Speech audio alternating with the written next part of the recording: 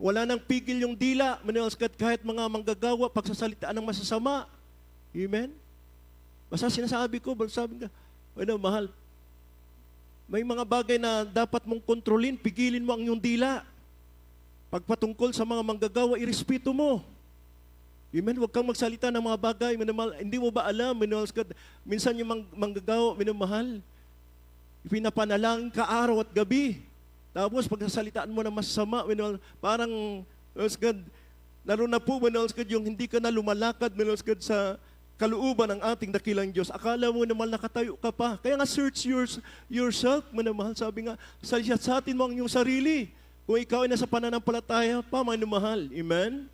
Everybody say, praise the Lord. Kasi minamahal, kung nasa pananampalataya ka, dapat isinasakbat mo ang sandata ng kaliwanagan. Walang iba, si Kristo. Amen? Everybody say, praise the Lord. Kaya, kundi isakbat ninyo ang Panginoong Hesukristo at huwag ninyong paglaanan ang laman upang masunod ang mga kalayan noon. Amen? Kaya nga, si Kristo ang ating pong isakbat. Huwag natin paglaanan ang laman. Tingnan nyo, mahal, yung iba, mahal, proud na proud. Mahal, i-post yung kanya pong birthday. Mahal, grabe. Samantalang gawain ng Diyos, hindi nakadalo. Oh? Mahal, tingnan niyo man. God. Samantalang mananampalataya ka. Sabi nga ng Galacia, kung ikaw ay na kay Kristo, God, si Kristo ang nagmamaniobra sa iyo.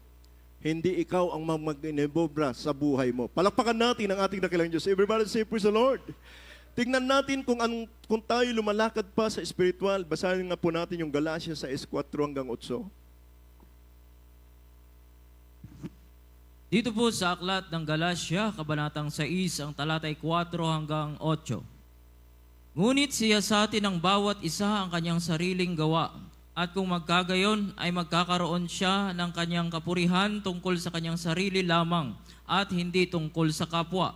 Sapagat ang bawat tao na magpapasan ng kanyang sariling pasan, datapwat ang tinuturuan sa aral ng Diyos ay makidamay doon sa nagtuturo sa lahat ng mga bagay na mabuti. Huwag kayong padaya, ang Diyos ay hindi napabibiro, sapagat ang lahat na ihasik ng tao ay siya namang aanihin niya. 8.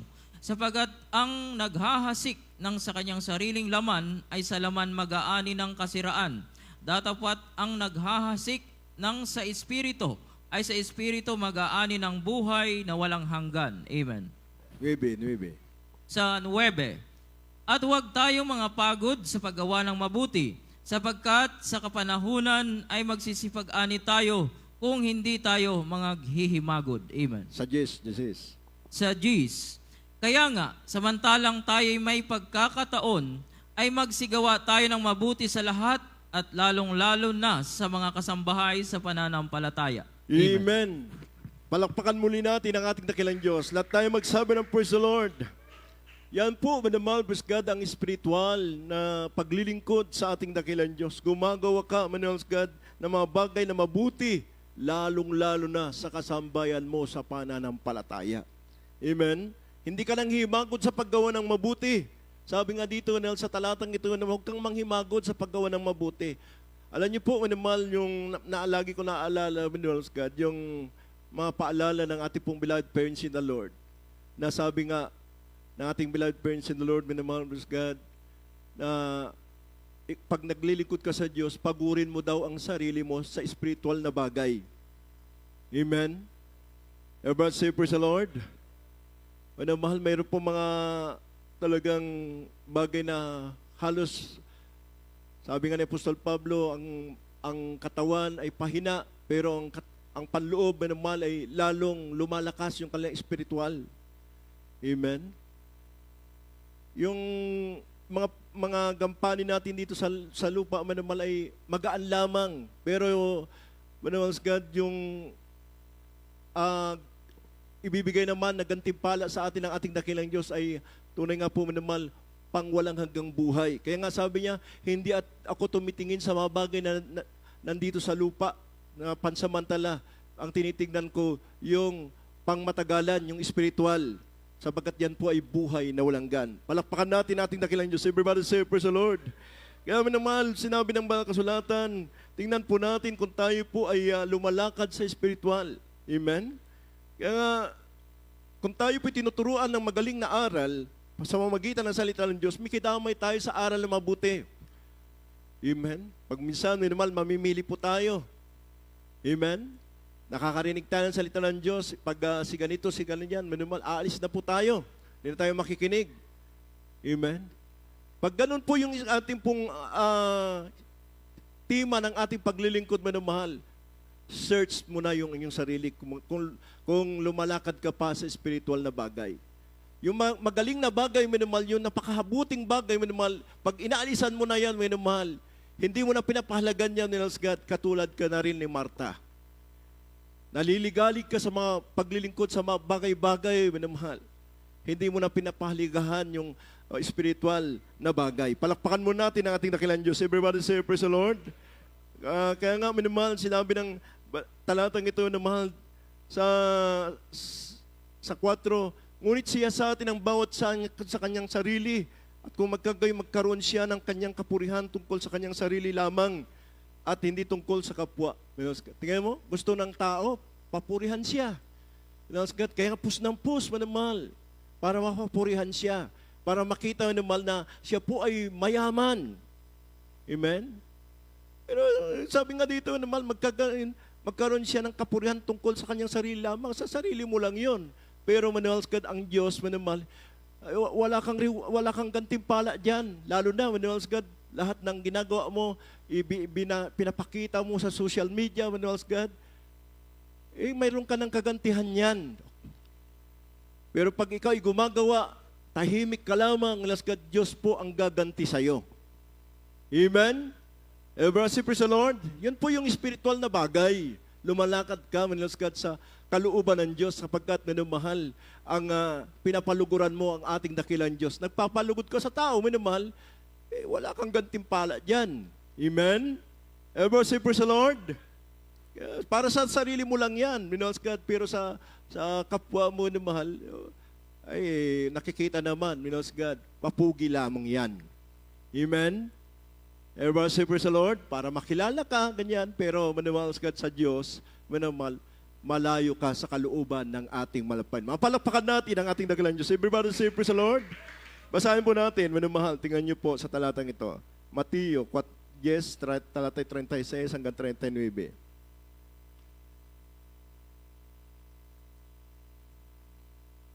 Dito po sa Mateo Kapitulo 10, ang talatay 36 hanggang 39.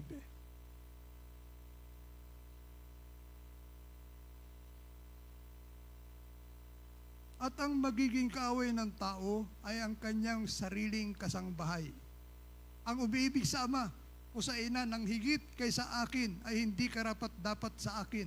At ang umiibig sa anak na lalaki o anak na babae na higit kaysa akin ay hindi karapat-dapat sa akin. At ang hindi magpapasan ng kanyang krus at sumunod sa akin ay hindi karapat-dapat sa akin. Ang nakasusumpong ng kanyang buhay ay mawawalan nito, at ang mawalan ng buhay dahil sa akin ay makasusumpong niyaon. Amen. Amen. Amen. Everybody shout, praise the Lord. Yan niyo po, inamahal. Ang isang Kristiyano, inamahal, God, makakaranas ka ng pag-uusig. Amen. Kasi inamahal, magiging kaaway ng tao ang kanyang sariling sambahayan. Ipipilit mo talaga yung kalooban ng Diyos. Uusigin ka talaga. Kristiyano ka eh. Amen. Talagang paggawain, susulong ka, pupunta ka sa gawain malamahal. Kahit wala kang pera, tatawanan ka, malas ka ng iyong mga mahal sa buhay. Kukutyain ka. Ganyan po ang mananampalataya, minamahal po God. Ipinipilit mo, malas God, yung kalooban ng Diyos. Sapagat hindi nga na po tayo ang nabubuhay sa ating sarili, kundi si Kristo ang nabubuhay. Nabubuhay tayo sa pananampalataya. Ibirot dito, mababasa mo dito sa 37, ang umiibig sa ama o sa ina nang higit kaysa akin ay hindi karapat-dapat sa akin. At ang umiibig sa anak na lalaki o anak na babae nang higit kaysa akin ay hindi karapat-dapat sa akin. Tignan niyo po, mahal. Mahal mo yung asawa mo, dahil mahal mo, hindi ka dadalo, magsiselebrate muna kayo ng okasyon yon, dahil birthday, minamahal. Sabi dito, minamahal, hindi ka daw karapat dapat sa kaharian ng langit. Amen? Ang umibig sa anak o sa lalaki, anak na babae, hindi karapat dapat sa akin. Ang hindi nagpapasan ng kanyang krus at sumusunod sa akin ay hindi karapat dapat sa akin. O, tingnan mo naman, mayroon tayong krus, mayroon tayong pasanin, mayroon tayong tungkulin. Kaya nga, kung ikaw ay believers, kuno, mananampalataya, pero hindi mo naman ginagampanan tungkulin mo, nagpapasasa ka sa kalayawan sa sanlibutan ito, hindi ka pa rin karapat dapat sa Diyos. Amen? Wala pong kahit magpapugi ka sa tao, minamahal, sa Diyos tayo magsusulit, sabi ng Colossus, minamahal 3:22, minamahal hanggang 25, minamahal walang itinatanging tao ang Diyos, kahit mayaman ka pa, minamahal God. Kaya nga, huwag tayong maglingkod daw sa pamagitan ng paningin. Pag makita ng tao, minamahal God, na ikaw ay, minamahal God, talagang itatanggi mo yung sarili mo para hindi makita yung kapintasan mo. God. Pero manamahal sa Diyos, manamahal, hindi po tayo maililingid, manamahal God. Amen? Dapat tayo maglingkod daw sa ating dakilang Diyos sapagkat sa Diyos, manamahal, nakikita niya lahat ang ating pong buhay. Amen? Everyone say, praise the Lord. Basahin nga po natin, Colossus 3:22 hanggang 25.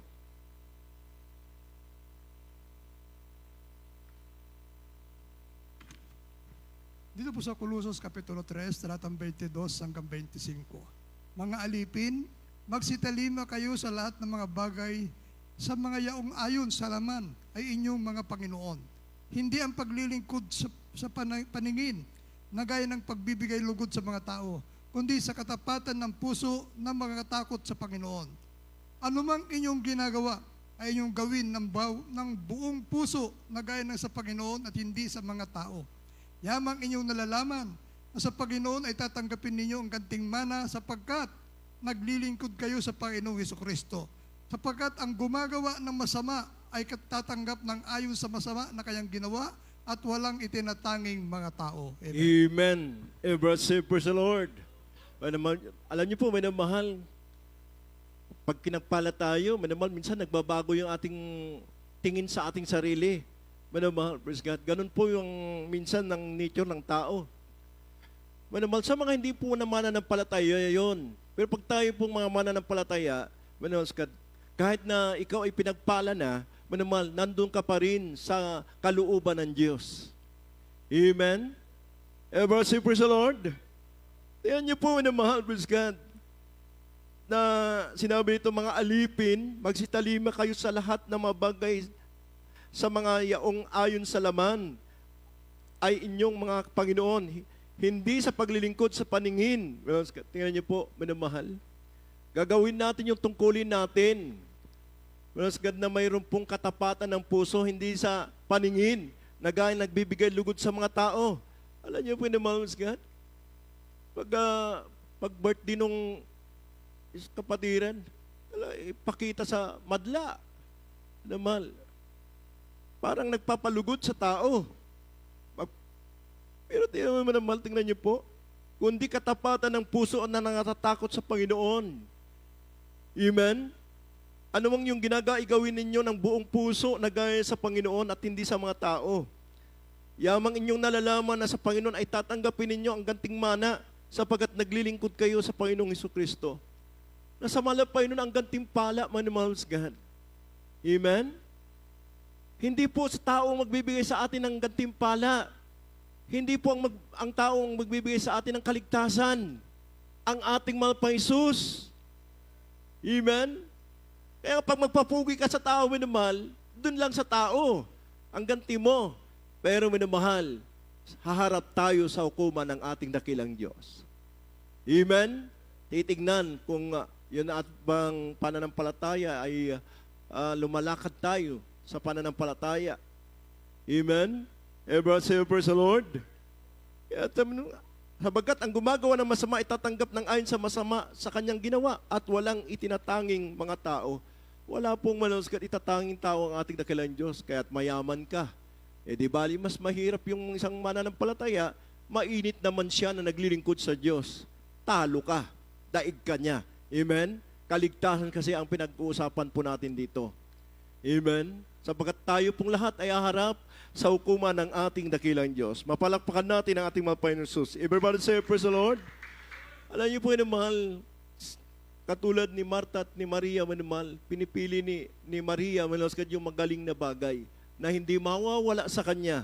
Ito po yung mabuting bagay, manimahal, na tayo po nakikinig ng salita ng Diyos. Nagpapahalaga po tayo, manimahal. Tunay nga po, nilalaan natin yung ating oras at panahon sa paglilingkod sa ating dakilang Diyos. Ito po yung napakagaling na bagay. Amen? Naliligalig ka sa mga maraming bagay, sabi ng banal kasulatan. Samantala, when else God, mayroon po kang gampanin, mayroon kang tungkulin. Inuuna mo yung mga bagay na pansamantala. Hindi mo nakalimutan mo yung bagay na napakahalaga. Ito pong paglilingkod sa ating dakilang Diyos. Everybody say, praise the Lord. Maaari mo naman pwede tayong maganda sa paningin ng tao. Pero naman, sabi ng Kronika 28 verse 9 at Psalms 44 verse 21, basahin po natin yung matalatang ito. Dito po sa aklat ng unang Kronika, kabanatang 28, ang talata po 9. At ikaw, Salomon, na aking anak, kilalanin mo ang Diyos na iyong ama, at paglingkuran mo siya ng sakdal na puso at ng kusang pag-iisip, sapagkat sinasaliksik ng Panginoon ang lahat na puso at naalaman ang lahat na akala ng pag-iisip. Kung iyong hanapin siya, ay masusumpungan siya sa iyo. Ngunit kung pabayaan mo siya, kanyang itatakwil ka magpakailanman.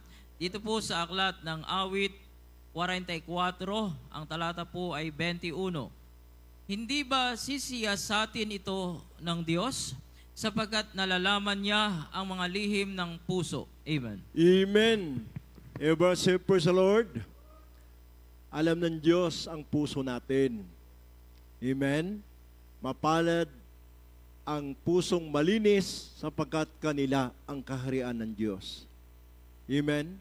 Alam niyo po naman, ang pintuan po ng ating puso, yung ating bibig. Diyan mo makikita, manals God, kung tunay nga po, manamal, na genuine Christian. Amen. Everybody say, praise the Lord. Kasi makikita mo yung kalinisan ng kanyang puso. Amen.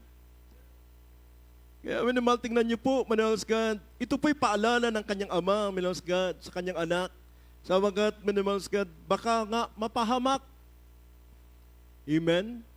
Sinabi ni David, manals God, sa kanyang anak na si Salomon, manamahal, ikaw, Salomon, na aking anak, kilalanin mo ang Diyos ng iyong ama at pagkalingkuran mo siya ng sakdal na puso at kusang pag-iisip, sapagkat sinasaliksik ng Panginoon ang lahat na puso. Minamahal. At nalalaman ang lahat ng akala at pag-iisip. Nalalaman niya ang bawat nilalaman ng ating puso at pag-iisip. Amen? Ever say, praise the Lord?